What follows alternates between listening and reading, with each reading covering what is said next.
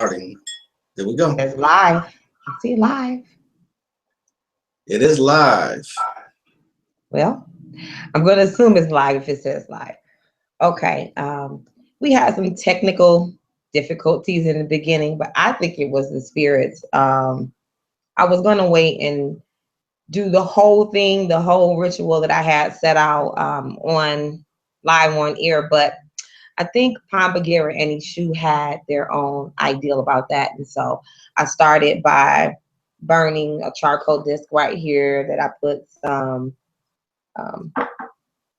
tobacco. This was my uncle Willie, who has made the transition's favorite tobacco. So I put some tobacco in it because that is a way to call the spirits and appease the spirits, and it's a Native American tradition. And then I burned some spirit money, and I gave them some tobacco water that I made, and I said a prayer to Papa Legba and Pombagira and asked them to be with us and open up. So, and then they showed me what to do. It was so simple how they just showed me, well, click this and click that and click this, you know. So, but you know how they work. So, you know, they like to play tricks on you. They like to mess with stuff. Yeah. I did something similar, but not quite.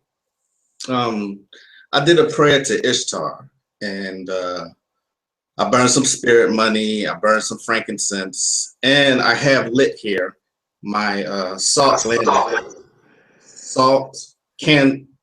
what's it called? Salt candle lamp. Is that what it's called? Yeah. To yeah, Himalayan sea salt lamp. There you go. Sea salt. Okay. Thank you. I did that, and you know, I dressed one of my 7-day candles that's sitting on my altar to Ishtar, and her Sumerian name Inanna, to give us some guidance. And I said some prayers to that the love goddesses, Aphrodite, Heru, Diana, Oshun, Mama Shola, Lasarine, Urzuli. Let me I don't want to interrupt you, but this okay. is a list of all the names of the gods and goddesses that I wanted to call as we were on here together. And you named pretty much all of them just there. Every last one of them almost, I'm going to tell you. You see how we're in synchronicity, how we're in sync, you know? Right. It's weird. That's the spirits moving through us. So I also have sitting here just one of my little rose quartz crystals. Mama here. got something in her bra. A rose quartz. Mama put that in her bra before she came and sat out. You know, we like to put stuff in our bra, like our money and stuff. You know, I put in there all the time. So, tip. Yeah. I mean, men are not. They don't have. Well, some men have boobs. Uh-oh. Where'd you go? I'm right here. I feel like I lost you for a minute. Okay, I got you back. Okay. But yeah. So very interesting how in sync we are without talking about it, because I'm gonna just tell y'all this, because they'll be saying, oh, y'all sat down and talked about every single aspect. No, we didn't. All I told him is that we need to do something on love, sex, and magic. We're gonna sit down, we're gonna chop it up, and this is the day. We talked this morning very briefly, and I just told him I felt like it was a good day to do it. And I told him why, what I found out astrologically and things like that. So we didn't sit down and, you know, coordinate all of these elements and then get up here and be like, see y'all. No, this is really the spirit moving things and showing synchronicity and connection, you know, Maat balance between the masculine and the feminine half. So that's why I really wanted to bring you on, because I've been feeling like I wanted to do something like this. I think I started speaking about it like 2 years ago. And that's why people need to understand and overstand first. Let's talk about what magic is. Magic is creating change. And there are many, many, many, many tools that you can use to create change. It can be prayers, it can be candles, incantations, you know, you can do a number of things, visualization, all of that is magic. And I think some people have a misconception about what magic is, and it kind of has this negative connotation as to where people don't really understand when they're doing it and when they're not doing it. And we're always doing it. You know, as I was speaking to male friends and telling them we need to talk about this. I want to do a show about it. I want to bring on a man. Even though it might not have been that person, the universe is receptive and it was listening. And it was putting things and lining things up so that today would happen, you know, and that's a part of magic, you know, spelling and speaking things into existence. You're a Virgo, you know about that. Y'all real good with your words and, you know, dealing with Mercury. Yeah.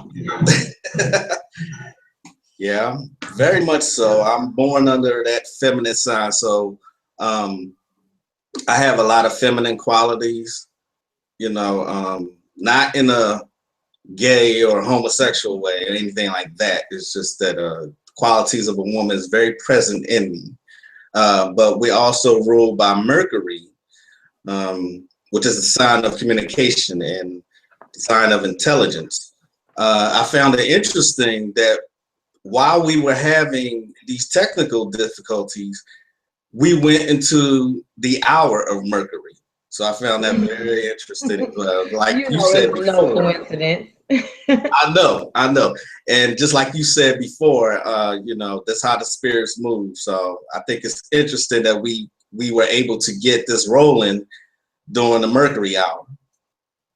And I'm gonna speak on that a little bit because you know how I love my astrology, and a lot of people that become, I think, metaphysical and spiritual, I meet people that get to a certain point where they want to throw away astrology and they find that it's a pseudoscience and that their mind is so powerful that they can overcome this directive energy, this force that's out there, and so they quickly want to abandon it and say that it has no validity and, you know, things like that.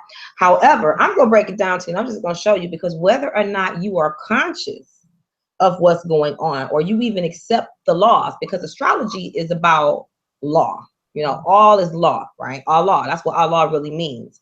All is law. So if all is law, astrology is the law of the cosmos, the law astro, which means the stars and the heavenly bodies and how they move. You know, the indigenous people understood that. And that's why they planted things at certain times and they did certain things at certain times, because they understood that the cycles and the way that the moons, especially as far as growing things, and the way that the planets were moving would affect how what they were doing would grow. And it even affected them because we are part of the microcosm. We're part of the universe and we're connected to it. So everything that happens affects us. And me and you, I've been trying to like schedule a time to do this, and I've been talking about it, and it just seemed like things weren't lining up. And then all of a sudden you came with a date and you was real clear on it. You say Saturday, and I say, you know what, I think that sounds good. So I pull out my Goddess of Days, my handy trusty book here, and I'm just going to go to today, which is February the 20th right here.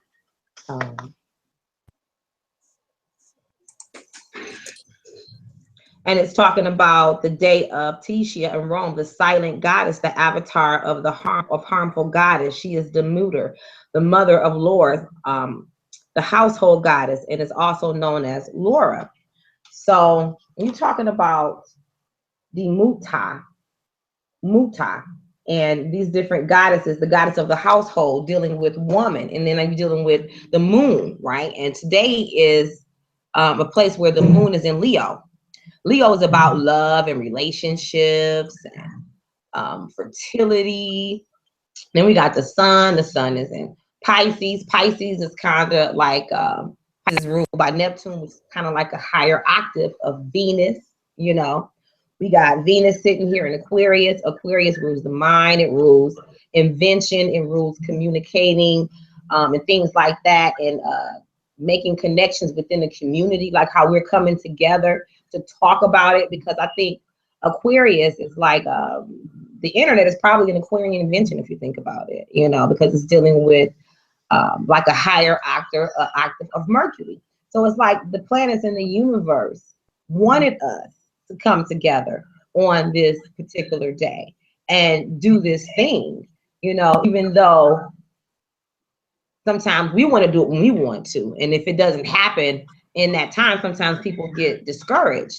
but it'll happen. And the universe was moving us. It probably encouraged us and inspired us to do this long ago, you know, maybe even in previous lifetime. And it's like, now it's time to get together. The planets are here. The planets are supportive. They're there to guide us. They give us energy. And, you know, the goddess, this is what she wants. This is, you know, it's I totally agree with that. I think it happened so quickly too, because I think we mentioned it maybe in passing before, but it was like last Saturday. You brought the idea. You was like, you know, Valentine's Day is coming up, so why don't we, you know, do a joint video? And then I was like, well, let's not do it on Valentine's Day, since we had just since you had just came up with the idea. And then all of a sudden it was like, okay, let's do it this weekend. We got a whole lot of free time after Valentine's Day, you know, full moon energy and everything else that you were suggesting and talking about as far as the planets were concerned. So yeah, I think the spirits and the planets aligned up perfectly for us to talk about love, sex, and relationships as far as melanated people are concerned. So my sister, my fellow occultist, Crystal, you want to get us started? Yes, I'm starting right now because I set up a little altar. And my intentions in magic and in life and anything you do is probably the most important part of your magic. Get your intentions right and get clear on what you want. My intentions is to send loving, healing energy to everybody that is a part of this live stream right now. So you had to be patient if you really wanted to be blessed, and let the spirit move you. And don't think that me sitting here in Michigan praying for you won't help you, because actually it really will. I prayed for clients. I prayed for someone that was in England, and she called me and was like, my prayer was answered. You know, I've done that several times. So don't think that, you know, the spirit won't heal you, won't bring you new love and all those things. But basically this candle setup that I did, this is Yemonya, okay? Yemonya is the great mother. She would be synchronized with Ishtar, with Isis and Anana, because she's the great mother. The sign Cancer and the sign Pisces actually are ruled by her. So that's one of the reasons I felt like she wanted to be involved. And I'm going to tell you another reason why I know she wanted to be involved. Because, you know, I like to follow astrology and what's going on in the current events. And right now there's a cyclone bearing down that's getting ready to hit Fuji. And they were saying that this cyclone started February the 11th. That's the day that Whitney Houston made the transition. Remember, I did a video where I discussed that. So on the day that Whitney Houston made the transition, just after Fat Tuesday and the Mardi Gras and that whole celebration, they said it was a thunderstorm that started. It was a Thursday. That's Oya's day. That's the day I venerate Oya on. It started as a thunderstorm. And that this storm is so strange that it has went over the same spot twice, and that is unheard of. That it went across this area earlier this week, then doubled back and hit this area again, okay, at almost a category 5. So that is definitely Madre Agua and the spirits and the, you know, working this energy. She was telling me she wanted to be involved, so I included her. This candle right here, which doesn't seem to want to burn. Let me see. This one is for Oshun. I think people need more healing than anything, because this candle, I'm going to tell you, I just don't think it's going to burn. This pink one. And that's another thing people need to pay attention to when you have candles do stuff like that.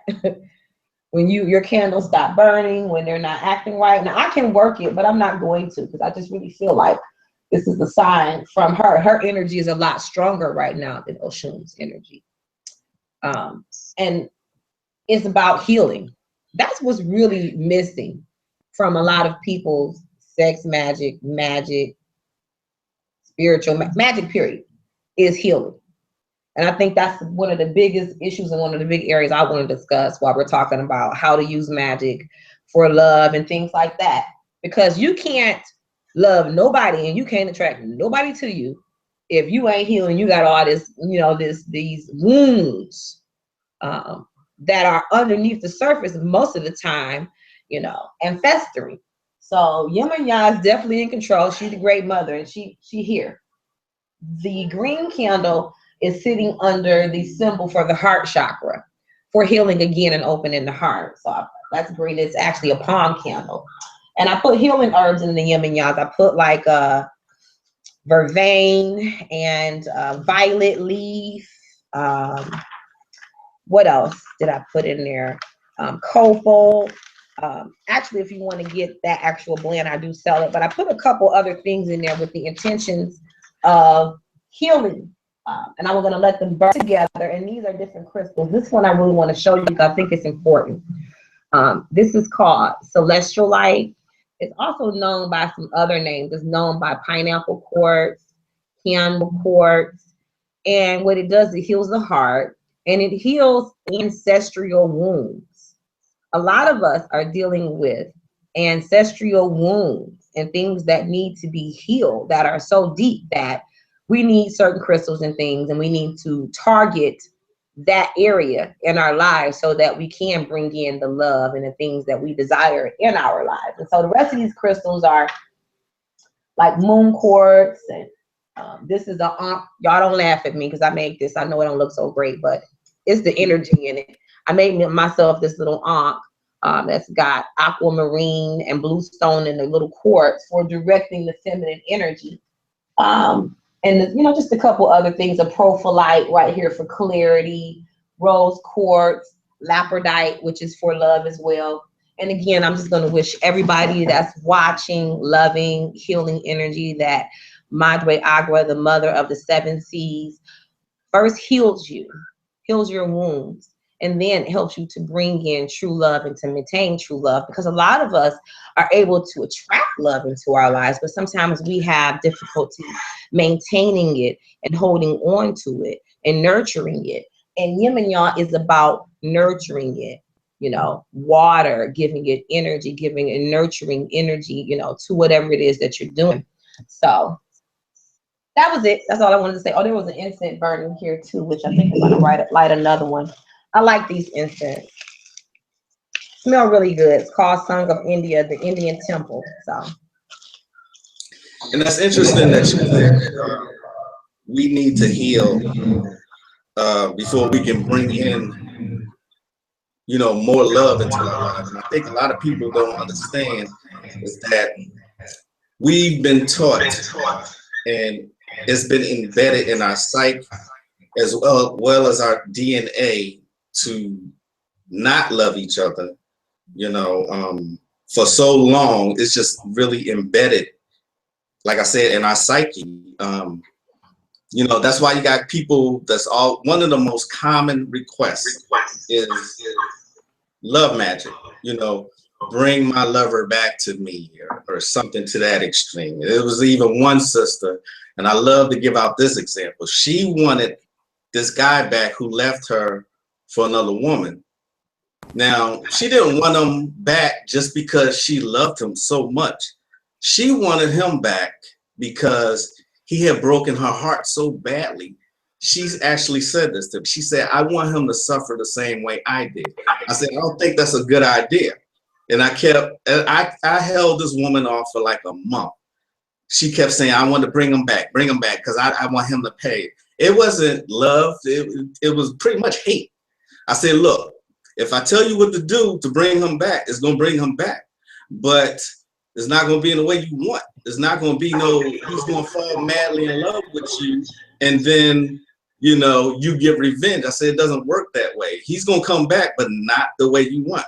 She kept persistent. And then I said, okay, this is real simple. You got a pair of his drawers, go burn you in your backyard. So she did it.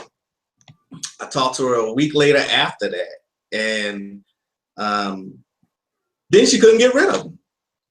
She could not get rid of this man. And then one night he burned the house down. This is a true story. He burned the house down trying to get to her.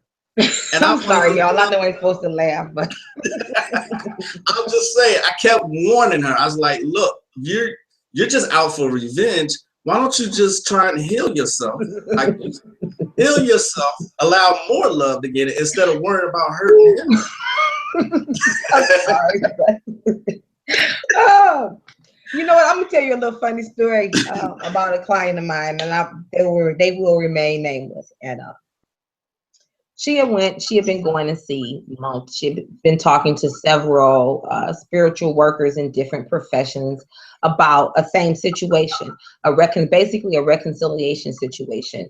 You know, the man she was dating had strayed, and there were some extenuating circumstances that I won't get into, but that she wanted to bring him back. And so she went to, I think, 2 other workers that she had told me about, and who knows how many readers she had been to.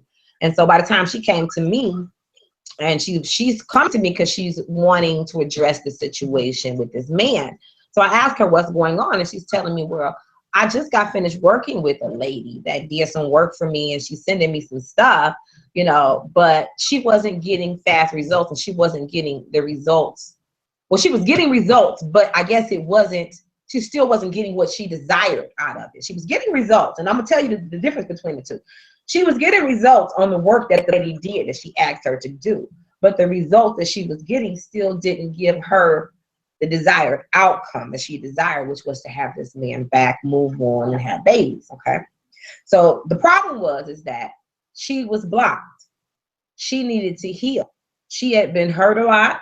She had taken a lot of negative energy on from different places, just being sensitive to energy, and she needed to have that negative energy removed, be healed, and then open her roads so that then you can attract to you or bring to you whatever it is that you desire. Remember, I tell people there's an order of operations to this. There is a sequence that you need to go in order to get what you want. So what happened? The lady that was doing the work for her, she did the work properly. She was a skilled woman. And the gentleman started contacting her, wanted to see her, was trying to spend time with her, telling him he loved her. But because she was still so messed up emotionally and had this negative energy on her, she didn't want to see him. She didn't feel right. And she kept coming to me, getting readings. And when I first read with her, you don't necessarily have to be a charlatan in this business to not be helping people. Because you can really do the work, but still not be helping people. Because if you know that this woman is blocked and she wants love and she wants this man to come back, I don't care what you do. You keep doing stuff to draw him back until you remove this blockage and you heal this and you open up the road, this lane, and make space for this new energy. And love is an energy. And she can't. It's like you got this cup that you're trying to put too much water in. You're trying to put 3 cups of water into a half a cup. You know, it's just not the room. So that's why the worker should have told her, look, and that's what I told her, because she wanted me to do more love work. And I could have taken the money, because we all need money, right? We got to pay our bills. Money's the energy. I could have taken her money and said, you know, I'm going to do more love work for you, and nothing would have happened. It would have been the same thing. She would have been getting results. He would have been calling, he would have been professing love, and she wouldn't want to go. She would feel messy. It would be the same thing. So she wasn't happy with that, because some people want what they want. And that's why when you go, you need to first find out what's really going on. What is the issue? Because if there's a problem with your work, with attracting love or maintaining it, you got to know something's going on. You have to address what the issue is before you can then bring it and then maintain it. 'Cause you may get it and then there'll be this constant reversion. You know, you'll attract something to you, and then it'll be there for a short time, and there'll be this reversionary period where it'll be going away, and your feelings will be so hurt in that process because you'll keep feeling rejected by these different men, or if you're a man, by these different ladies. And it's not about them rejecting you; it's really about you rejecting you, because you're not dealing with your own inner stuff, and there's no room. You know, you don't have the capacity for it, no matter how much you say it and you mean it, and you see celebrities have it. And so you convince yourself that you're ready. You convince yourself that you're healed and that you're over all these issues. No, you're not. No, you're not. I know I wouldn't. So, I mean, we are, let's be honest. We people here, we're wounded, especially coming out of, our culture. There's a lot of wounds, and a lot of times those wounds don't get healed because of the way our culture is now set up. It's meant to instigate it instead of resolve it. And you think this is the reason, and this is my opinion, but I think this is the reason why we don't trust each other.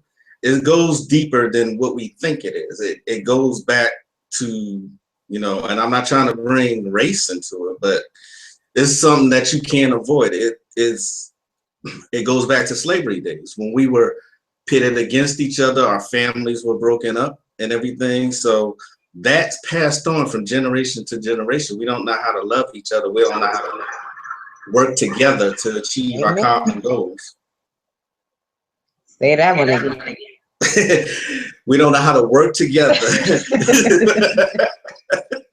to achieve our common goals. And it's a sad sight to see, because I see so many brothers that say they don't like sisters because sisters are so defensive.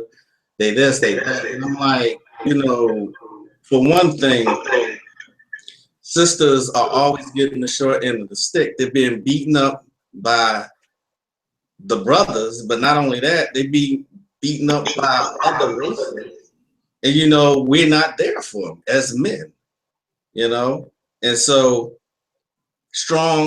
a sister's nature is just strength, mentally, physically, everything about a sister is just mentally strong. So I don't see how going to another race is going to resolve any of these brothers' issues, because I mean, we all need each other, and we seem to have forgotten how our family structures, our romances, the love between the black man and the black woman was our foundation. All you got to do is look at the 60s and how the sisters and the brothers were like this. And, you know, time and time again, all this propaganda has driven us apart. And this is the reason why we are the way we are today. There's no healthy relationships, men turning into women, women turning into men, these role reversals. I mean, it's just not healthy. You know what? It's interesting you would bring that up, because I knew that was going to come up, and I actually wrote it down, because there is, I think in this society, the way this society has been reconstructed in our the way that they condition us has people always at one extreme or the other, which from those perspectives, you're never going to be in a healthy place. So one thing that I learned as I was doing some research for this this powwow we having right now was there was an occultist named, and I might be saying this wrong, you probably can say it better than me, Pascal Beverly Randolph. Pascal Beverly Randolph. Okay. He was what they would consider to be a mixed race mulatto man. He was born in 1826. Okay. So that shows you how long ago it was. And he was basically the first person to start writing on sex magic and things like that. He was an occultist. He was a medical doctor. His family was very politically connected. He was related to a lot of statesmen and congressmen and people like that. And so anyway, one of the things I was reading in his book, and I think it was his book called Love Magic, is that even though, say for instance, a man is masculine, but man is not all man, but part woman. And woman is not all woman, but part male. That's what the yin and yang symbol means, that the man has some feminine within him and the woman has some masculine within them. So that's like the law of gender. Now, Pascal says that in his book that even though the man has a penis and he's masculine there, that his mind is feminine, and that the woman, even though the woman is feminine and has feminine receptive genes and is considered feminine energetically, her mind is masculine. So what I'm saying to you is people are out of balance within themselves. I'm going to say this personally. I don't believe one way or the other that homosexuality is right or wrong. People try to make all these historical claims on it, but I'm going to tell you, every time I look in history, I see where different traditions embraced it. The Native Americans called homosexuals two spirits. that they were born and they embodied the spirit of two people. And they would immediately take these people to the side and teach them to be healers. And they would teach them how to honor this hermaphrodite energy, which is like Mercury, right? This hermaphrodite energy. Now we're going to go back and let's talk about the Catholic Church. There is this deity called Cabal. This is the Goddess Book of Days. And I love this book because it'll give you a lot of information about different deities from different eras. And in Cabal was a warrior goddess. She probably was one of the first mother goddesses to be worshipped, but she was like fierce. Okay. And this is who the Romans start doing rituals to. That's basically how they took over and kicked everybody out. Okay. Because what they was doing wasn't working. They had to go get Cabal, and they had to go start doing rituals to her. And the reason I'm bringing it up is along with Cabal, there was this occult that went with her. And basically a part of this cult is that the men would go into this frenzy and they would then cut their penises off. And they would become hermaphrodites, or what you would call mute. You know what I'm saying? They would dress as women and they would do spiritual things as women. And this is in Rome. So this was called the cult of Cabal, Kybele, where they would castrate themselves, okay, basically. And they would stay in that way. And it was a part of an offering to her. So what I'm saying is basically that every spiritual system and every culture has understood that this ambivalent energy that resides within some people that we call homosexuality, bisexuality, whatever, is really somebody who acknowledges or feels that other part of themselves so much so that it's in conflict with the way that they're projecting themselves, okay, or the way that they are now. So just like everything in this society is we've devolved. So, you know, no longer do shamans and mediums come into the mystery system and are taught about spirits. No, shamans go out and they end up becoming drunks because they're dealing with spirits. And, you know, what I'm saying is basically that these people and this energy is meant to be honored in a holistic way. But because of the way that our society is set up, and we're just, let me say this lovingly, fucked up, it basically abhors everything, you know what I'm saying, everything creation, so that it doesn't function in a holistic way. So now you have what appears to be, you know, all of this homosexuality. That's because black men, for one, talk about black men, they're not allowed to embrace and balance the feminine side of themselves, okay?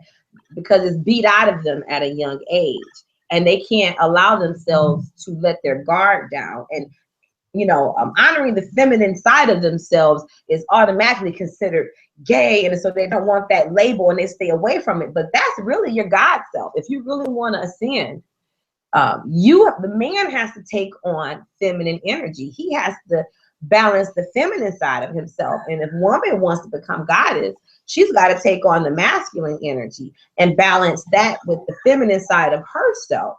So that's why they do this to us, is so that they keep us from rising. Because every time we get ready to go into another energy stream, we get caught up in the left brain thinking, the part of us that they program, and oh, that's gay, I can't mess with that. Or just like with spiritual stuff, oh, that's spooky, that's evil, I can't mess with that. That's the devil, that's witchcraft, I can't mess with that. But that's exactly where you got to go. So they set up these triggers, right, around everything that is supposed to be the gateway to open up to the other things that you need to do to have you afraid to mess with it, you know, because everything in balance, you know what I'm saying? We're out of balance. You know, heterosexuality is out of balance. It is. You know, I know some guys that can probably in one day go through and have sex with 5 women and then talk about it and think it's cool. That's nasty. Unless you're a porn star, that's nasty. You know, but it's acceptable. It's acceptable. So it's everything. What I'm saying is the lack of balance, the lack of you know, harmony in these things. It's all or nothing. And from when you're dealing in that perspective, you know, you're always going to be lacking something. You see, you're always going to be unstable, and we're unstable. So you can't build if you're not stable. And a relationship is about building, right? If you're unstable, you can't build. So if you got two unstable, rickety chair people trying to, you know, come together and build something, they little lean and tall piece of a building ain't gonna stand. You know, it ain't. All right, so let me speak to that also. Is that, like I said, we are the propaganda that's been used, the war tactics that's being used. I'm gonna just say this, and then we got some questions in the little chat box on YouTube. Good, because I couldn't get to them. I can't see that. Mine ain't working on my end. What I wanted to say is that, you know, I spoke about this in a few of my videos. It's called propaganda. And the images that's embedded in our subconscious are, you know, you never, ever, like ever, see Black men and Black women in healthy, loving relationships. All you see is these love and hip hop shows where everybody fighting all the time. And you see Fatal Attraction and all these. We are featured on crime like stories. But when you see Caucasians, they are they portray themselves as being the epitome of love and you know, a loving relationship. And so that's one of the world war tactics that's being used against us. And it runs so deep that we just do not trust each other. Then you have the soy products that gives men all this extra estrogen and the fluoride. I mean, so many weapons used against us to perpetrate, you know, that we are just incapable of loving each other. And then even on the movie screens, you see, what was that last movie by Michael Ealy and Michael Ealy and Morris Chestnut, and I think Sanaa Lathan was in it. Perfect Stranger, or I didn't get to see that, but I know what you're talking about. Yeah, I mean, here you have this guy stalking a Black woman, and then you had Idris Elba and somebody else, Taraji Henson, I think. And I mean, he was stalking her and her daughter. I mean, it's just, you never see. I think the last time I saw a movie where a Black man was loving a Black woman was Loving Basketball. And that was how many years ago? Wow. You're right. They don't give us a lot of images of healthy. They don't give us a lot of images of ourselves, period, that are healthy. Exactly. But they know, you know, since we're magicians and occultists, they know that this is a very effective and efficient technique to use against us, because if we can come together and rise and build our, you know, nation building and loving each other like we used to, there's no stopping the Black community. And so that's all I wanted to say. I just wanted to okay, yeah, somebody said the perfect man. Okay, yeah. Yeah, thank you for clarifying that. It's called The Perfect Man, but the man apparently was a fucking psychopath.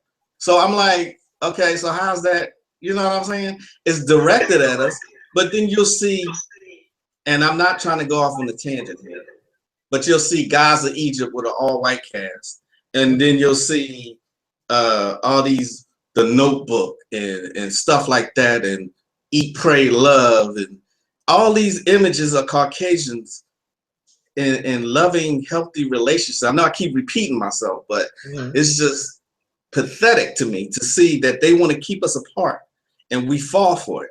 Because there are times where I speak to some sisters and they just look at me and I'm like, you know, I don't mean no harm. I'm just saying hi, how you doing? You know, but we so apprehensive of each other that it's just a job that has been done so well on us, and we continue and perpetrate it ourselves. One of the chat viewers wanted to know how you what you did to heal your past hurts. What I'm doing to heal my past hurts. Let me tell you something. Just says, using your heart. What you did to heal your past hurts. Yeah. Okay. I can. First and foremost, I'm going to say this. It is not a one-time thing. I think people come into spiritual things, magic, with this Disney, Hollywood version of how it works and what it can do for you. Some people think, oh, if I just go find a more powerful spell, a more powerful person, a more powerful system, that I can do this one or two things and I'm gonna be straight. You're deluding yourself about anything in life, period, but especially doing healing and stuff like that. So it's going to be something you're going to have to be committed to, because there's layers of this. It's layers of this. And like I said before, I don't know, everybody comes from different spiritual beliefs. So I don't know if people believe in past lives and reincarnation and things like that. But a lot of times these conflicts that we have in our lives around relationships, or these wounds, they began before we even came into this lifetime. Some of us are even sharing the karmic energy and debt from our ancestors through the wounding and brutality of that. Let me just share with you a example of how this might work. And I like movies to show you, because movies can be a powerful thing. You got to understand that that's magic right there. Okay. Music is heavily magic. That ain't nothing but magic. Chanting, you call in the deities, you spelling stuff, you rhyming. Okay. That's Maat all the way. Maat Malice, the scales, that's her. Okay. But you deal with the media and you deal with symbolism. And you understand that they show you certain things because it triggers things in your subconscious mind. And whether or not you know it's fiction, your subconscious mind doesn't know it's fiction. And it's going to accept everything it receives when it's programmed and the message is encoded in that way. So these negative relationships, the ads they use to target us, to make us consumers, the type of music they push out there, all of that is spiritual programming and a number of magic that's being thrown on you every time you sit there with these lights flashing. Okay, that's like our LED machine. Think about it. It's nothing but these flashing color and lights. Think about what a movie screen is. TV, these lights flashing, right? Programming, doing things to your neurons, right? Messing with your neuroplasticity. So as far as for healing, the movie, and I like this movie. I've seen it a lot. It's called Practical Magic. It has Sandra Bullock in it. The lady that was married to Tom Cruise. What's her name? I can't think of her name right now. She's from Australia. I can't think of her name. She's in it. A couple other people. Anyway, the premise of the movie is that these ladies are witches. They're long lines of witches, and like their community. Nicole Kidman. Okay. And their community kind of shuns them for generations, right? And so what happened was, because this lady was a witch, and this was like set back, I guess during Puritan times or whatever, she was one of those sexual witches, and she was going around, having sex with different people. And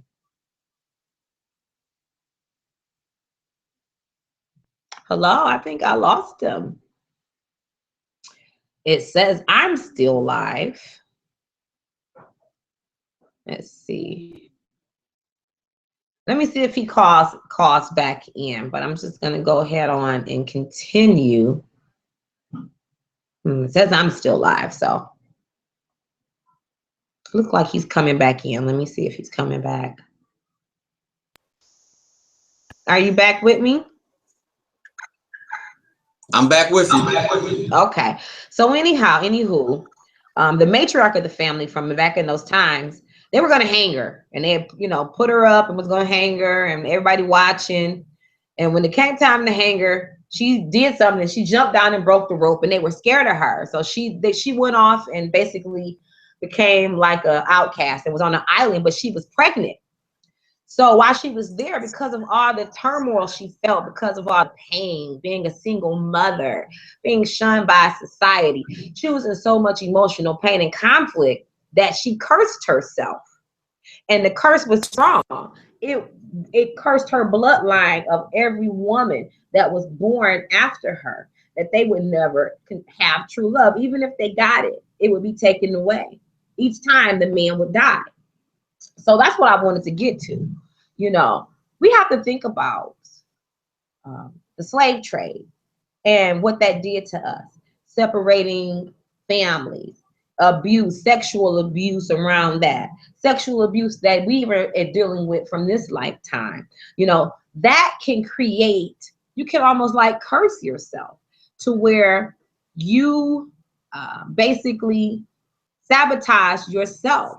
You might even create an energy. It's called a poltergeist, where people who have psychic ability, and a lot of them are probably empaths, and they don't know how to deal with the emotions and they harbor them. They create this energy, right, outside of themselves. And the more they direct this energy, they have it and they harbor it. This thing, this new being gets fed. And after a while, it can get a consciousness of itself, and then it does stuff in the house and it operates like a spirit. You think you got a, you know, some kind of a ghost or something, and it may be a poltergeist or some entity, some you've created based on not dealing with your emotions, not healing. You hear people say, "Oh, I don't feel my emotions. I don't deal with them." Them people probably got all kind of shit out here floating around their head on them. So go ahead.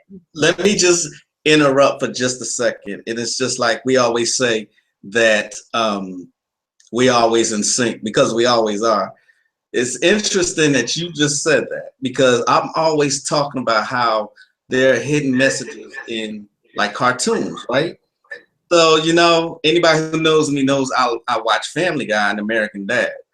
As racist as they are, that shit is funny. But anywho, there was an episode on American Dad where they had a poltergeist. They were recreating the movie Poltergeist in a funny way, but it was because the wife never achieved sexual satisfaction. So she created a poltergeist and it was tearing the house up.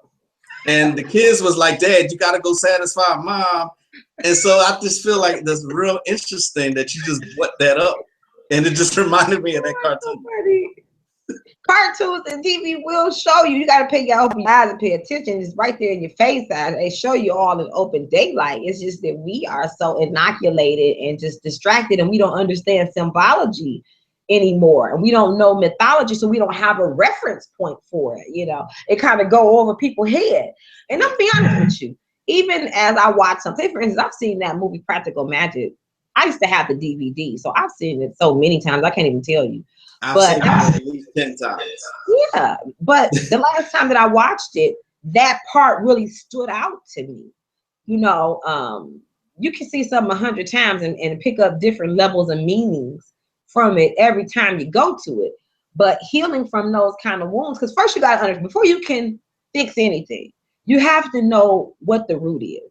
What caused this injury? What caused this imbalance? Because in order to solve it, the solution involves the problem. A lot of people don't know what the problem is.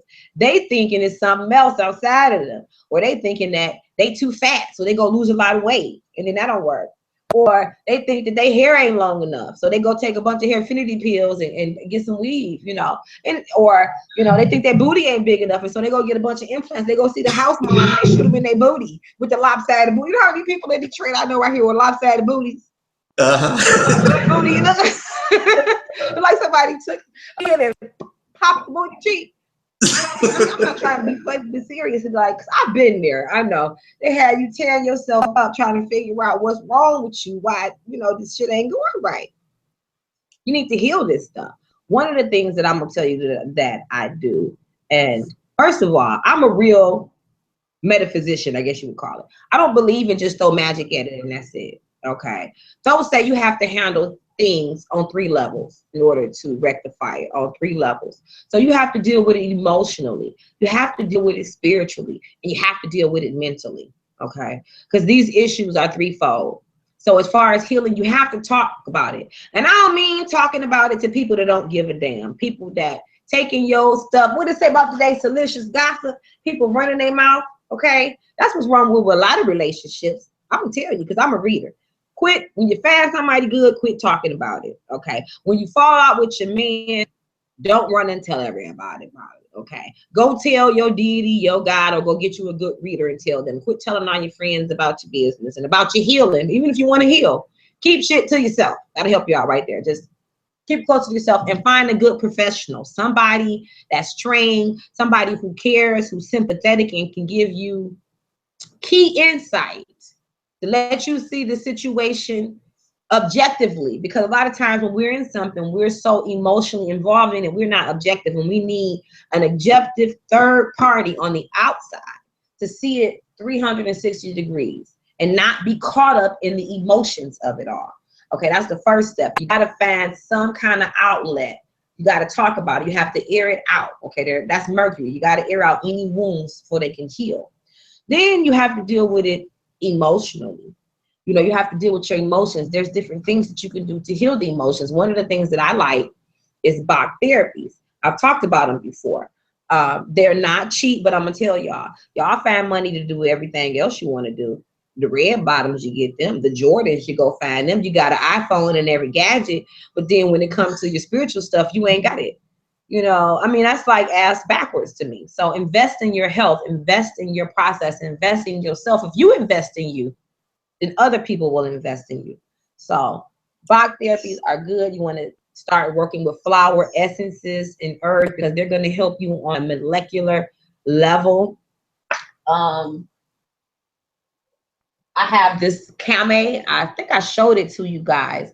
I got it from Delbert Blair's metaphysical store, and it's called Kame Rose, and it's a supplement, and you take it dietarily. A dietary supplement that helps you to heal emotions, help you to deal with heavy emotions, heal them, relieve those burdens. You definitely want to find you a metaphysical spiritual of some type. Maybe, you know, whatever kind, you find out what works for you. Acupuncture, Reiki, crystal healing, Tai Chi, yoga. You know, you want to do something because you want to move this energy off you. We have several energy bodies. And when we go through things, this lifetime, past lifetimes, our ancestors, it's in our body. And you need somebody to come in and help you shift the energies, remove blockages, get your chakras working right. So on the physical, you know, on that level, that's helping you also on the physical level.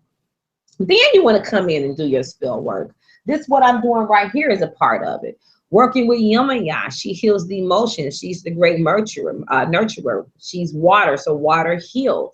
You want to take cleansing baths, healing baths. You want to work with deities that deal with healing emotional wounds and things like Kuan Yin. She's one of those type of deities that's nurturing and healing. Oshun heals and is for self-love. You know, there's just multiplicity of different deities that you can deal with and energies. Work with your ancestors, the women in your line, and ask them to heal you, taking different cleansing baths on a regular basis, and make this a ritual. Make this something you do on a regular basis, you know, and it doesn't have to be verbatim what I'm saying, but you have to come up and let the spirit guide you as far as, you know, in these different modalities, which one of them is going to work best for you, and do it and be committed to it. People aren't committed to it. I'm gonna tell you something that's happened. People will do something, they'll get a result, and it'll get better, and they'll stop and think they got to do nothing else. And then when it all comes back and they're like, oh my God, this stuff doesn't work. Yes, it does, but you have to be consistent. It didn't happen overnight. You know, if you've been in a bad relationship that messed with your self-esteem for 10 years, I hope you don't think that one spell and it felt good, and now you know, in a week you feel good and you think it's over. No, it took 10 years. I ain't gonna say it's gonna take 10 years to heal it, but you just gotta understand that the time it took you to get in it and the time it takes you to get out of it is going to be in some kind of balance. You know, healing is a process and it takes time. So you can't rush it. And if you do, things don't heal properly, you know, and then you go off and get into another relationship and it don't work. And you want to blame that person. You want to blame things when you weren't really ready yet. You thought you was ready, you know, but you weren't really, and I've been there, you know, you think you're ready, you got it all together. And then you go out and meet somebody and then something happened, they touch a wound, and then you two are like, oh my God, you know. Yeah, so there was a question asked that someone, Bernadette James, asked. She said, "What can you do if you're going through the process of opening the rose but have a love interest who isn't coming forward? Due to confidence." If I'm understanding the question correctly, what you're asking is, what do you do to bring that person forward? So what you're pretty much asking is for a spell. That's what it sounds like. I mean, you can. I'm gonna do something. What was her name? What was her name again? Because a lot of times you have to know what's going on. So I'm just gonna give her one card. Bernadette James. She's in the room right now. While she's doing that, let me just say, you can take, like she was saying, a cleansing bath. You can do. You can take herbs that are indigenous to Venus, like vervain and rose and things of a Sistar and all these feminine herbs. You boil them on a pot full of water and you add that to your bath water, and you can take a bath in that. That opens your rose right there also. It's also good cleansing with these various herbs. So okay, that is good to do. I'm happy because I was going to ask you what would you do, but you end up going to it while I was doing this. The reason I went ahead and just shuffled some cards, laid them out, because the first thing came to my mind was the reason this person isn't forthcoming is because the roads aren't open. But why aren't the roads open? What is it with the blockage? This is the card, the first card that I got, and it's reversed, okay? This is the 7 of Wands. This is a person that is fending off something. I feel like there's competition for this man. Somebody's fighting you for him. There's some kind of conflicting energy, because this card, if you look, there's like all these people around, right, with their sticks trying to beat at them. Those are the wands do with passion, right? And then this person has the other wand trying to fend them off, trying to stand their ground. This card's reversed, so it's showing that you haven't solidified your position yet. Based on what? This is your theme right here. This card is also reversed. I read reverse cards. Some people don't read them. I do. It shows me things. This is the card 7 of Pentacles. 7 of Pentacles is somebody who's been working. They've been putting in energy and they've been trying to work towards a goal, but they haven't manifested what they wanted. Because if you look, there's another pentacle right here. He's like stopped. It's showing more work needs to be done. You need to do more work. The card is reversed. So again, you need to do more work. More work needs to be done. The King of Wands is here reversed. Now, I don't know what his sign is, but a lot of times the wands deal with fire signs, Sagittarius, Leo, and Aries. But basically, this person is somebody that's jovial, maybe flirtatious. So this one is telling me that he's, you know, I feel like he has his head turned a little bit. You know what I mean? He's got something going on around him to where his attention is turned based on this fighting that's going on, because this is a card that comes after it, the 5 of Swords here, which is the outcome card, right? It says that, and I'm saying this, the card telling me that you can win this person. You can actually get this person, but it's going to take effort and energy. It's going to take more spell work because you got people fighting you. Okay, because you can look, this person look like they in a fight, you know, and they had to snatch the sword from this person, and they had to the other person threw in the sword after you got through fighting. So I don't know what your sign is, but it tells me that you are a fighter, you know. The Queen of Wands Swords is here reversed, also showing me again that there's some unseen things you don't know about, things that you don't see, that you're fighting. You're ready to fight, but you're not seeing everything right now. I'm gonna let Magic pick up because I see he's got some cards. Well, I only did a one card, and it was just while you were talking, I just picked that one card, and that just, this card pretty much says it all. Like you said, somebody's fighting her, and she is going to have to do some fighting. It's going to take some effort. It's going to take some work. But what this card also shows me is that there's a lot of emotion involved, and that she's going to have to do healing on herself. So I just want to like quickly piggyback off of what you were saying. You see that? That's interesting. And we talking about healing. I turned 2 more cards, and here's the King of Swords, the doctor. This is even telling me that you might even need some help a little bit. You might need somebody to come in and help you out a little bit. This card right here, the 6 of Pentacles, again, is showing somebody. This is actually him and you too. I feel like there's somebody trying to vie for his time, but you're going to probably need some help. King of Swords. Yeah, the King of Swords oftentimes talks about the doctor bringing in somebody, getting some insight from the outside. This also tells me that the man that you're trying to get involved with, he needs to be healed too. I feel like this Knight of Swords is dealing with him a little bit too. He may be a little cold, so you're going to have to open his heart, because the King of Wands, can be dealing with Leo, and I feel like there's something with the heart. So there's going to have to be an opening of the heart. It's almost, yeah, you're going to almost have to open his heart up so that he can even, because once you get rid of this other person, I feel like you may get his attention, but I feel like he may make it more about sexual, and that's not what you just want. Okay, because he's been wounded. And so, you know, a man that's been wounded, they ain't gonna tell you about it. They're just gonna get real defensive and real short, and they're gonna over sexualize. So the sex is gonna be off the hook, but you need a connectivity. I'm just saying, sex would be the bomb, you know, but then, you know, you can't hardly talk to him, you know. So, don't be laughing at me. And let's talk about that. Let's go into the sex thing. Finding the right partner to have sex with, because you're dealing with different energies there. What do you think about that? What do we need to do? We need to, first of all, I know. find the right partner to mix energies. And second of all, any woman who takes in a lot of sexual partners takes on that man's DNA, takes on his energy, because women are the receivers.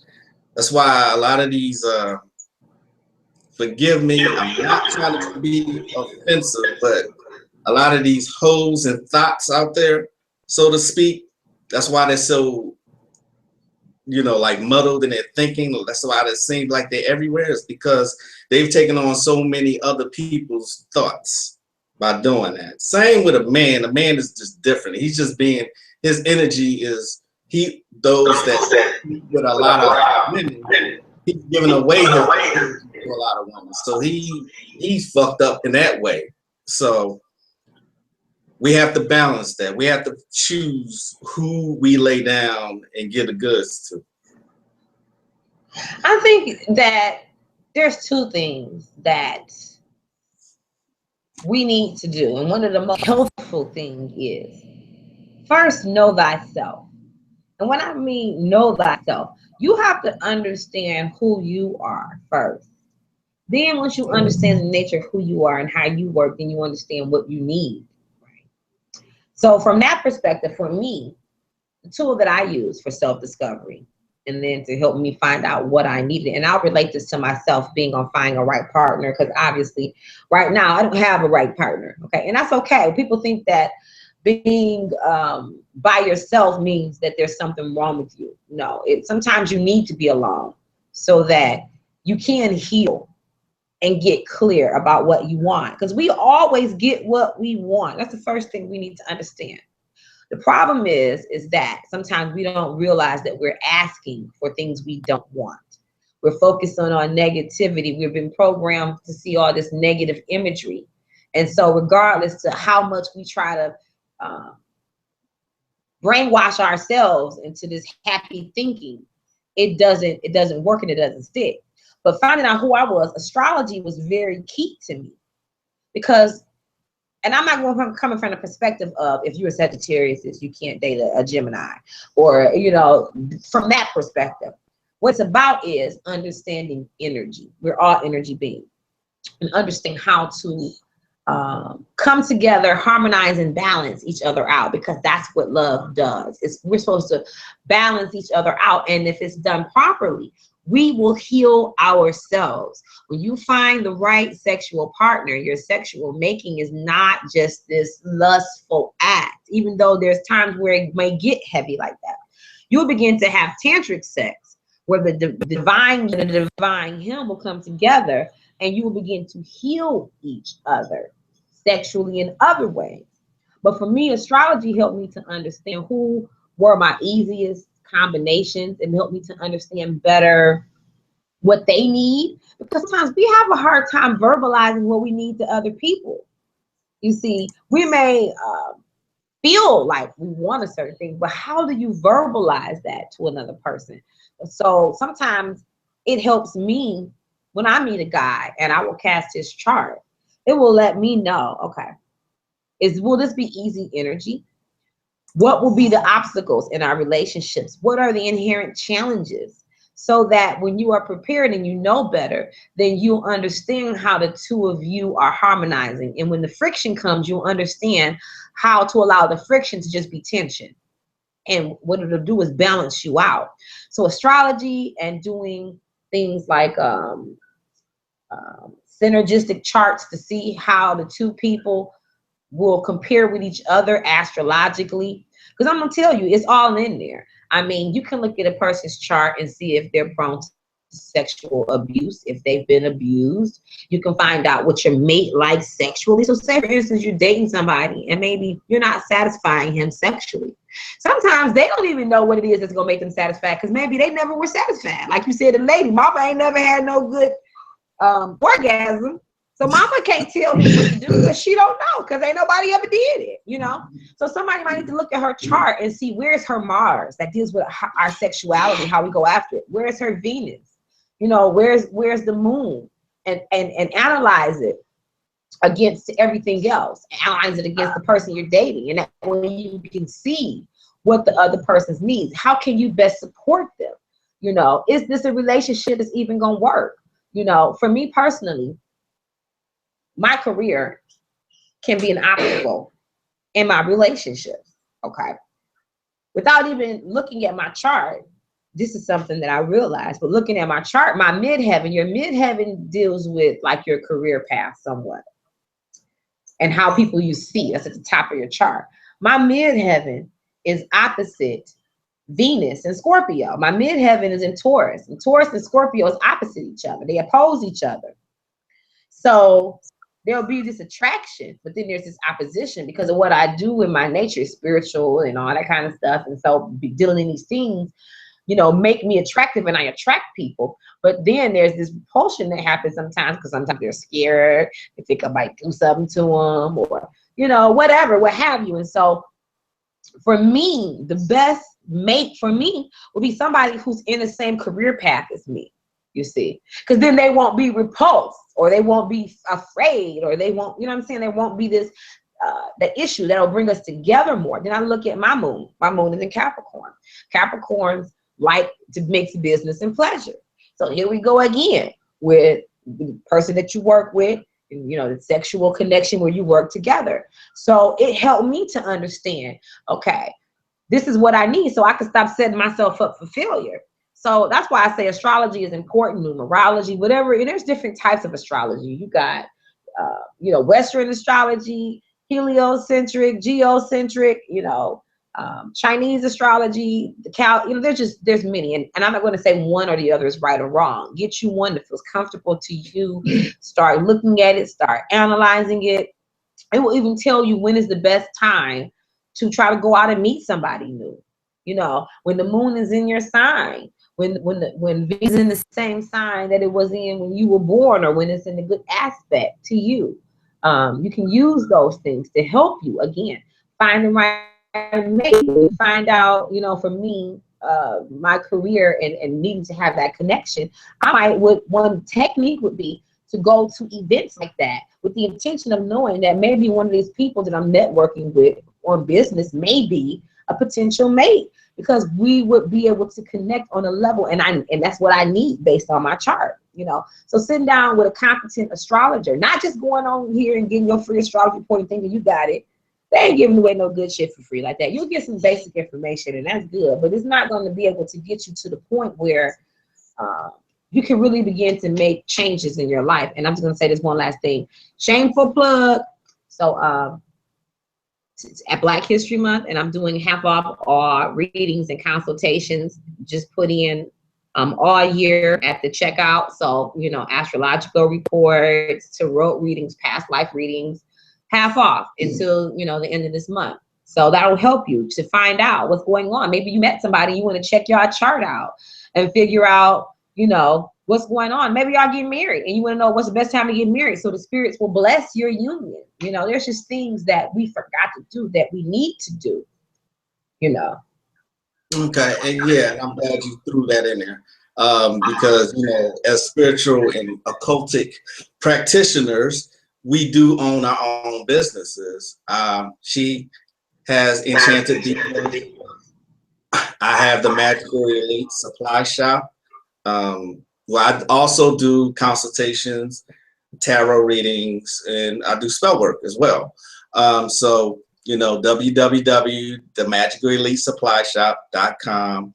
Check out my sister Oshun. She got some good products. She makes her own candles, you know, and she'll put some herbs and stuff like that, and oils and all that. So, so that we can do more of these things, that we can actually help the community, and that's what our goal is right now. So, how about giving out some rituals? You want to do that? Yes, because I actually channeled one. I'm amazed that I made it to this hangout and that I don't know how crazy I look, but because I was up all night channeling. You know, when the spirits is dealing with you, they dealing with you, you know. So I did channel a ritual that I think would be really good to do. And I'm sure you got something. So I'll let you go first. I've been talking a lot. That's okay. All right. I know when the spirit moves you, you got stuff to say. You gotta get that shit out. Get it out. So, yeah, I got one. And Bernadette James, you probably can use this one. On the night of Venus, which is Friday, a lot of love work, spell work, lust, relationship work, whatever you want to call it. A night of Venus, which is Friday, as the moon is waxing, which means when it's almost full, you, on a piece of parchment paper, you can draw a heart that drips blood, and it can look like this.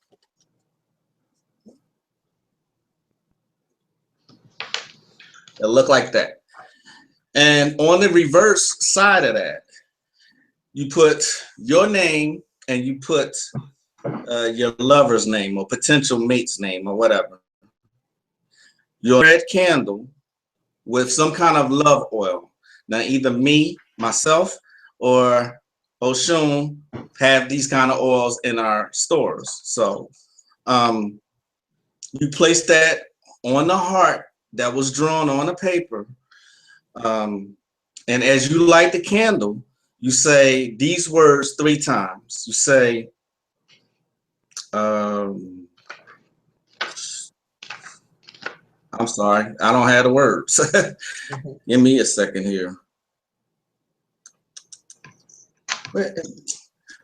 All right, so you go ahead while I find these words. I can't believe it. All righty then. So this spell, you're not going to find this in any book anywhere because this is something that I channeled from spirit. And a lot of, I don't know, turn down the heat. I'm doing a video streaming live. So what you need, and actually if you don't have all these items, you can get them from me. I carry them. I can put you together a spell kit. I can personalize it, which I often do, and which I actually prefer to do because I don't like to do assembly line, you know, spells where it's just one fits all. That's not how it works.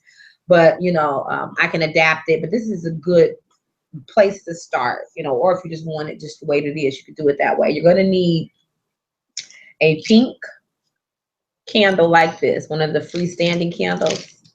You're gonna need a visual style Yemonya candle, like the one that you have there. And you want to have another freestanding green candle. Okay. And you're going to also need the symbol for the heart chakra. It's green. It's like a flower. You're going to need to print that out because you're going to be working with that sigil. You're going to need herbs. You're going to need some healing herbs. Healing herbs like vervain.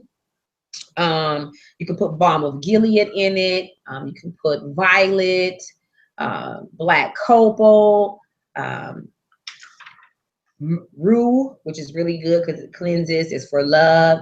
You're gonna put in hyssop because that's for love and it's for cleansing. Those healing herbs are going to go on the Yemonya or Madre Agua candle. If you can't get the Yemonya candle, you can just get maybe a blue or a white candle because those are her colors. And you can just put her symbols or write her name on it.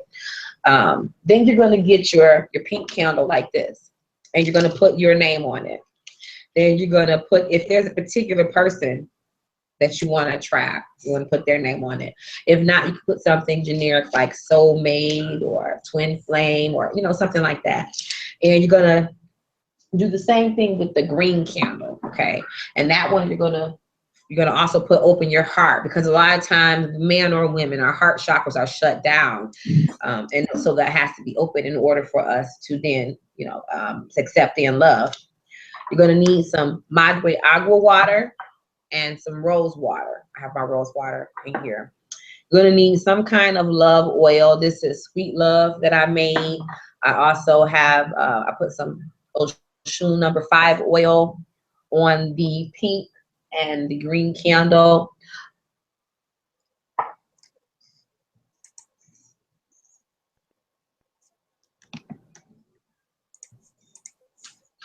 Uh-oh, am I still there? Okay. You're still there. Okay, I thought I was gone. Okay, sorry. That's why I stopped for a moment. I thought I was gone. But anyway, this is tantric love oil. This is just to like spice it up more, you know. And divine blessings, which again has Palo Santo oil and Peruvian balsam in it, which are for healing and blessings. I put that on also on the green, or I'm sorry, the Yemonya candle or the white and blue candle that you might get. And I also added some blood moon oil, full moon oil here that I made. And I've also put that onto the Yemonya candle. What you want to do is, I would say starting this, even if you could do it today, because the moon is in a good phase for love. And so is the sun. They're both in really good phases for love. You're going to start burning them. You're going to sit the green candle on top of there. You're going to put this in the fire safe candle holder, anoint it with your candle. I took Oshun herbs and sprinkled them on there, things like hibiscus and rose and cinnamon, you know, things like that. You're going to dress your candle. You're going to put them in a triangle, okay? And a triangle pointing this way, where they're pointing upward, because you're going to be attracting to you, going to bring it to you. And you're going to let them burn, okay? Once, I want to add some seeds to mine. That's the one item you don't have to have, is some seeds, like seeds for plants, okay? Because what you're going to do is you're going to grow something. A lot of people, after they do their spells, they discard their candle wax. In this spell, you're not going to discard your candle wax. You're going to actually bury it and plant it so that it grows.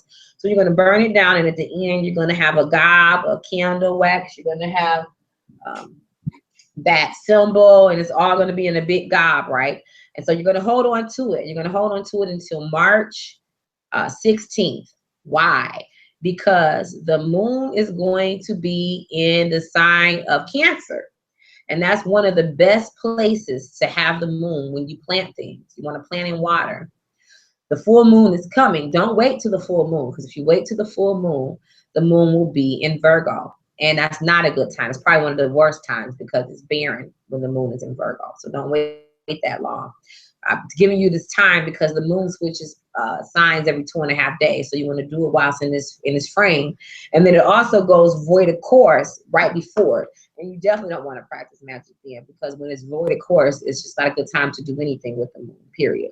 So on that particular day, you want, and it's also a festival day for Hopi and for love in India. So there's more reasons to it, but the moon is going to be in Cancer. I told you, yin and yang rules the sign of Cancer. So on that day, you're going to take the wax, and I want you to bury it at your front door, because you're bringing love to you. Then you're going to sprinkle the seeds on top of it and water it. Whatever plant, hopefully don't try to plant something you don't want right there. Like, I'm gonna tell you something. Don't go try to plant marijuana on top of it or something like that, unless it's legal to do that. You know, you might get it, you know, but you might want to get you some, you know, some, you know, not like that, something cool, but don't try to grow no crazy stuff. Don't try to grow a tree right there at your front door. You know, it's gonna take a long time to grow, you know, and it's just all symbolic. And so that way, you're healing with her, you're having her to bring it to you. And it's really important when you take your spell, because you got a fire spell, you got the water, because you're using these waters as you're giving them as offerings to the deity, the incense, because I want you to actually burn them on the charcoal, and then you're going to plant it into the earth, and that's going to make your spell more powerful. That's going to actually keep the relationship together.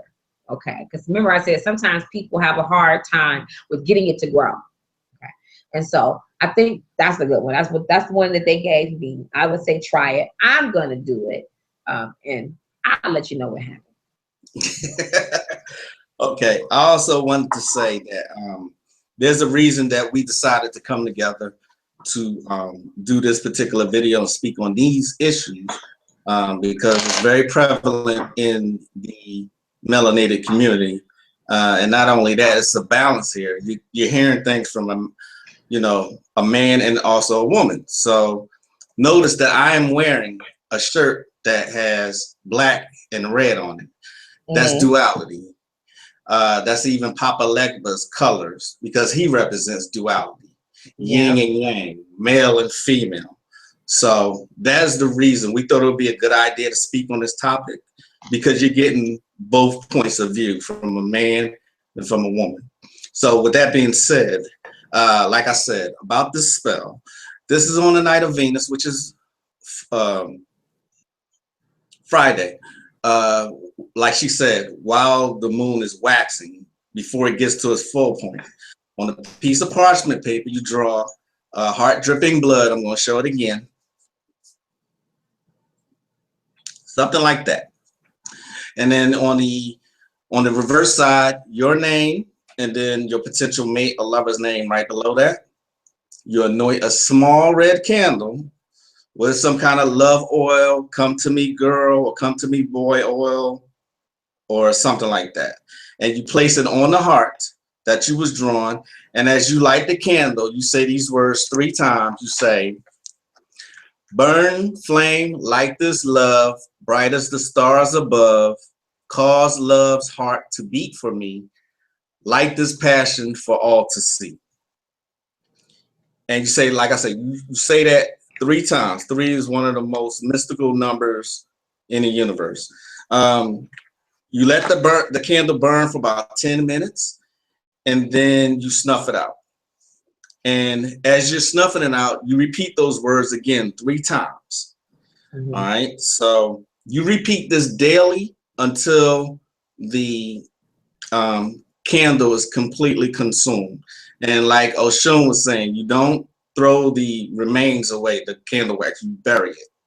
All right. So for an added effect, this is from my early hoodoo days. You can use dove's blood ink to write, and I have this for sale on my store. I'm sure Oshun has something similar to this on her store. You can write the words and draw the heart in dove's blood ink. You can also use quill pen. You use white, you use pink, use green. I use green for spells like this because green is the color of your heart chakra. And this is where we're working with and from, the heart chakra. So that's a good spell to use. And as I was saying, ladies, I've given this spell out before. I've a couple of clients have come to me and says it's worked really well. You take that Venusian bath, which is all the Venus herbs in a bath, and this really works when you are menstruating. You wear all red if you're looking for a mate and you want to go out and you want to mingle. You wear all red, bra, panties, everything red. Red is the color of the root chakra, and this is we're trying to attract a mate. So it works really well when you're at your most powerful, which is your menstrual cycle. Society has taught us that oh, it's icky, it's nasty. No, that's one of the most powerful times it has.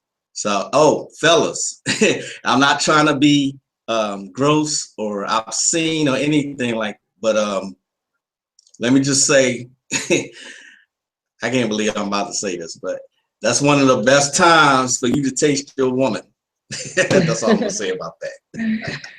You know what though? That goes back to tantric sex. And I think I heard Magick talking about it. They call it the Oshun.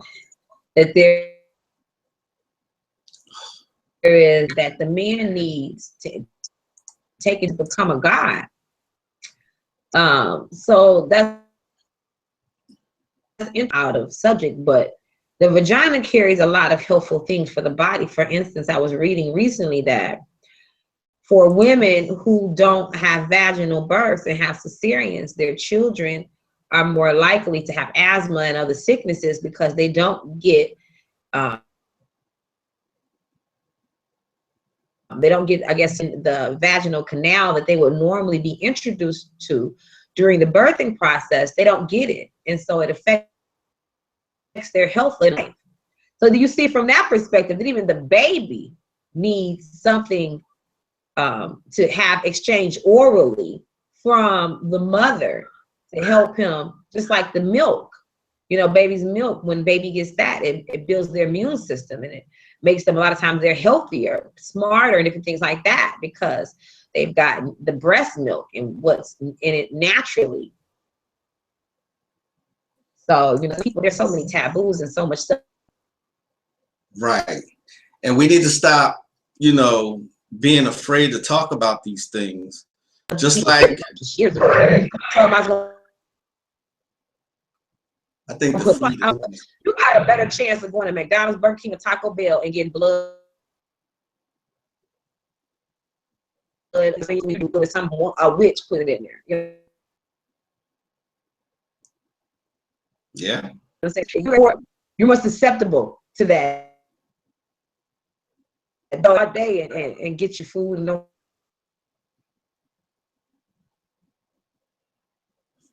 think that in African traditions say that oral sex was not practiced, and I've heard some things about that, like you're not supposed to go down on your woman, and it's like y'all crazy, y'all keep believing.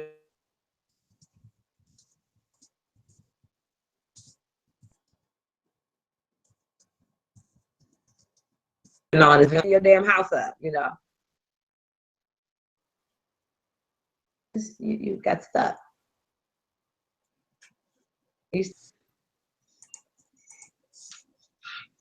Well, what I wanted to try to do at the end was to take questions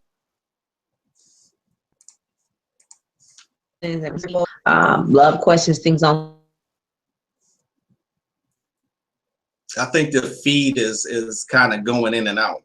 Love imagination to really see what is going on. So if anybody, want a quick, reading on a question related to love or something like that, I can do something quick for a few minutes. And just like I was saying about men tasting your women during their menstrual cycle, those fluids are healthy for us. Just like Oshun was saying, it's not nasty. It's one of the most natural. It is the most natural fluid on earth besides water. Like Aleister Crowley said in the Book of the Law, the best blood is of the moon, monthly. What do you think he's talking about? He's talking about menstrual blood. But we got to stop being afraid to speak about these things. Western society has made it seem like, oh, this is taboo and everything. No, just like I just said that about the men and the women. I mean, women, get your little freak on. Also, taste that man's milk. It has a lot of protein in it. good for your skin.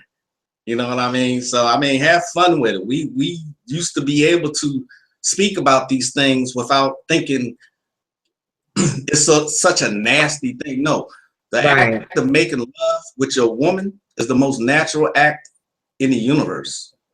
You know, so we've been made to think all these taboos are somehow morally wrong. No, what you do with your mate, anything goes. So I think our time is coming to a close, but Oshun said she wants to do some readings and take some questions. So if y'all in the chat room, y'all can give us some questions or something. We can try to our best to answer the questions. But I do see one, and I'm going to give Oshun a chance to answer this one. It says, what is the best way to recharge our crystals in winter when there is not a lot of sun? You know what I would do? You can still charge them. It depends on what you want. Like, you know, if you're charging them energy, you can still do that. The same thing with the moon. But I think sometimes what happens with the crystals, we use them so much and the energy gets weak. So they almost need to go back into earth. And what they'll tell you to do is go and get them and leave them there for a cycle or two and then go dig them up. But in the winter, you probably can't even go do that. So I'm creating like your own internal outside. Go get some potting soil, get you a you know, a bucket or a planter for a planter, put the soil in there and put the crystals in there and then leave that in there for a cycle, because you just want it. What it needs to do is collect of the earth so it can be nurtured again. It probably gotten weak. So that's one thing that you can do. You can also take them and you can use certain types of lamps. Like I would even say maybe like a light bulb with red light, because that energizes stuff. And you can maybe get a light with a blue light, because those color rays do have some effect. It has effect on you. That's why they, you know, make certain colors for certain lights, because it affects you, you know, and it'll affect the healing process. So try some of those if you can't get out, or if it's snowing, or, you know, like you said, maybe it's very cloudy and there's not a lot of sun, or, you know, you can try some of those tricks. And that's even what people do. But you got to think about your crystals as like living, breathing organisms, you know. And so you have to think about what gardeners do when they want to still garden and create life and grow things, you know, and their environment is not working with them. Then you have to create your own ecosystem, you know, within like a greenhouse type of thing, you know, that mentality. And let me just add on to that. You can also, I use this method a lot. There are times when I want to use my crystals. What I'll do, cleanse them. What I'll do is I'll gather them all up, and I have a lot, and I will sage them a lot, you know, like a whole lot. And then what I'll do is I'll take a big bowl, uncooked brown rice, and I'll bury them all in the brown rice, and I'll leave that there for about 24 hours, or at least 24 hours, and that cleanses the crystals as well. It works unfailingly for me. I also put my pendulum in there, so you know it's a good idea and it's a good practice to cleanse your ritual tools on a regular basis. I try to do mine monthly, so everything stays fresh and recharged, just like I do my altars. I sage them, you know, I pray over them. So not to get off on the tangent, that's just going along with, you know, cleansing the crystals during the winter when you have to be in a house. That's a great method to do that. Or even if you just sit them in I did this the last time. I collected rainwater and just sat them in there and left them in there for like 2 days. So that kind of worked for me also. Did you see any other questions? I can't see questions. You have to look at them. I have my screen's not working right. So. Do you guys believe that the gods and goddesses actually once existed, or that they are thought forms that one can tap into energetically, or both? I've been asked that before, and it is my contention that is both. It is my belief that the archetypes of the deities are all in us. I truly believe that, because there are times where I work with certain spirits, I take on their characteristics. So the archetypes are there already. Like when I work with Oshun, I was pretty mean and cynical. I said, like, you know what? I can't keep fucking with you like that. Because he just has like an aggressive and mean nature, but it's a perpetual energy about Oshun. A lot of people like working with him. I'm not one of them, because that's just not my nature like that. When I work with Gate spirits, they are childlike, chaotic energies. And I was like just really goofy and silly and childish when I work with them. So I do believe that everything that we got the whole universe within us, and that includes the gods and goddesses. So I believe, yeah, they may have existed billions of years ago, but the traditions, their myths and mythologies and their characteristics and their personalities are passed down through generations. So to answer your question, I think it's both, but that's just my opinion. I'll give Oshun a chance to answer now. Wow, that's a very that's a big question. So I'm just gonna try. And again, I agree with you. I think it's both, but different. Okay. I think that there's certain entities and deities that have never, as far as what we know, and there's different levels of creation, and even the earth has gone through different phases and cycles of creation where different beings and things were here. There are things that are here that have been bound, that have come from different places. So some of these entities and beings have not been human, have not been physical. And I go away shit. For instance, going and dealing with, I had a person come to me who had been dealing with some Goetia entities to try to bring back a lover, and didn't work right, because Goetia demons, for one, in my understanding, they probably ain't been human, and if they ain't been human in so long, they don't care about your plight of love. They just did what you told them to do, bring her back, and he brought him back, and then something so horrible happened that she left and probably don't know out there that ain't never been human. Human life don't understand that. It made the wife scared, and there was some sexual things that happened, like some uncomfortable sexual abuse that happened after this woman came back into the house with her child, based on working with this energy that is not meant to work that way, and again hasn't been human.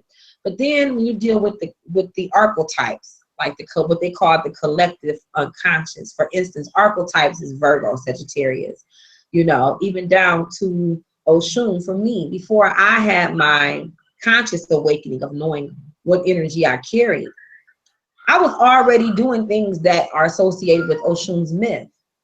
The first thing I did for money was to do hair. I always tell my father I wanted to be a hairdresser as a little girl. He would tell me by the time I got old enough, they have computers doing hair, so don't do that. But Oshun is over hairdressers. Okay, that's why she has the mirror and the comb. I would never wear white. I thought I would to be white, and she got it dirty. Okay, so when I started to read about the mythos, even I'm not gonna say I'm a shallow person, but even those know that when I used to go to the club, I was always in the mirror. If there was a mirror at a club, I'm in it, and I wanted to dance in it. And it wasn't because I was so damn shallow. Oshun always in the damn mirror. Okay, she's scribing. But what I'm trying to show you is that that's a part of the archetype energy that I carrying the energy of Oshun. Has Oshun as a goddess been physical? Yeah. but has some of these other images you call on been a person walking in the physical? No, some of them aren't even human. They're like some other type of phylum. We talking about, you know, what phylum do people go in? We're talking about creation. So, you know, yes, some of them have been and you know, have went on, and some of them come back and reincarnate again as avatars through people. And some of them have never been. And some of them are just thought forms and consciousness based on people thinking this. Let me tell you, I think Jesus is one of them. And some people probably gonna stop listening to me. But because you keep saying something and you create an artificial entity, it has a mind of its own, then it can act on its own. Don't mean it ever had to exist, because that person they called Jesus never did that. There were other people who did similar things from different cultures and systems and stories. But did this actual person live and die? No. But now you got this energy that you can call them happen for you. It can move. It's got a consciousness. You know what I mean? Like the poltergeist. Poltergeist come from something human, not was human, you see? Because we are creator beings. Just saying. Yeah, no, I totally agree with that. I totally agree with that. So, yeah, some existed. I agree totally. Some existed, some didn't. Jesus was is a thought form. I think even Brother Panic said that Jesus never existed, but now he exists on the astral plane, which is where our thought forms are.